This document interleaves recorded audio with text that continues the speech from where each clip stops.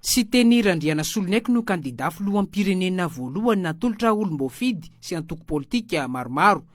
Nioatran'ny 700 ireo olom-boafidy nanohana ny sy teny Randriana Solonaiky fa raky amin'ny 50 ihany no takina amin'izay fanolorana kandida filoham-pirenena izay, raha ny nambarany sy teny Randriana Solonaiky nandritra ny fametrahana ny atota taratasy maha-kandida filoham-pirenena azy androany teny amin'ny fitsarana avy momba ny lalam-pandrenana.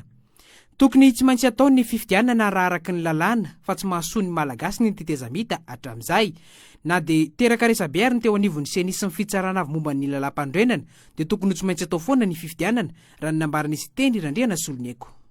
Raha firenena no resaka eto ngambany kosa tsokitotoa ny fametrahana se sorana ny ACC sy ny solitenan'zareo nandray anay fa tena ampy tanteraka ny dossier rehetra zay ilaina amin'ny firotrahana po filoham-pirenena.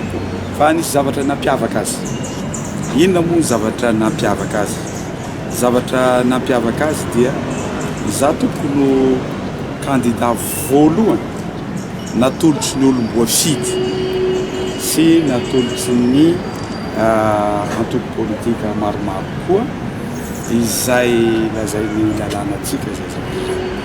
Zany no kandida voalohany natolotry ny olom-boafidy zany dia ireo olom-boafidy ao ny solombavam-bahoaka, ao ny mera manerana ny Madagasikara araky lalàna moa tsy maintsy avy amin'ny faritra faritany anaky telo.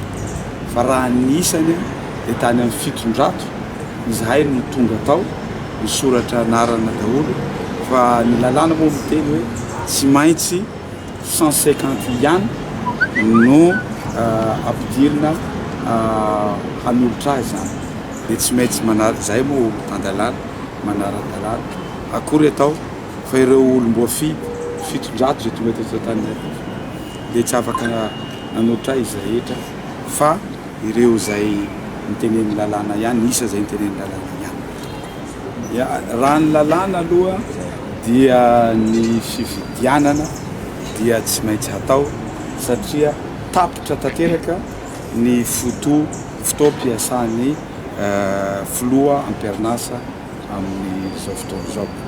Ary ny araka fifanambarako tsy nahasoantsika malagasy ny tetezamita rehetra. Anambarako zay tamin'ny nanambarako ny firotra ho filoham-pirenena tany Toliara. Koa na ny CENI ara ny ACC izay miteraka resabe dia io araka ny tenin'ny président Ratsiraka izay na mahaitonina raha ny sakay rehefa teny arana dia lany any. Ny fahavononana tokony misy arana.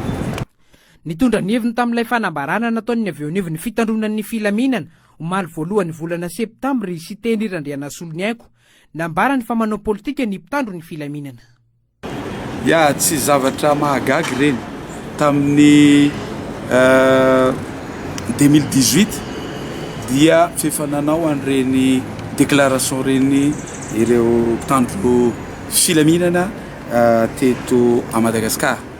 Ary tamin'maly koa namerina indray mandeha indray koa ireo mpitandro filaminana nanao an'ireny déclaration reny. Tsy zavatra mahagagy fa zavatra mampiavaka azy fotsiny dia tamin'ny 2018 dia ny ministra rehetra no nanao soni. Fa tamin'ity ny DG ny solitena zareo no nanao soni. Zay ihany mampiavaka azy. Fa ny asan'ny mpitandro filaminana tokoko dia miaro ny vahoaka malagasy.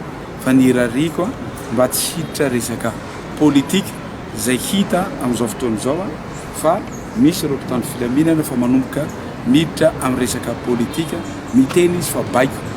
Matoa misy ny fianarana mianatra ry zareo raha baiko tsy manara-dalàna ilay izy dia tsy tokony arahana fa tsy misy zany mpitandro filaminana zany hoe rehefa mitondra akanjo jaune ao anaty tomobile dia mivoaka.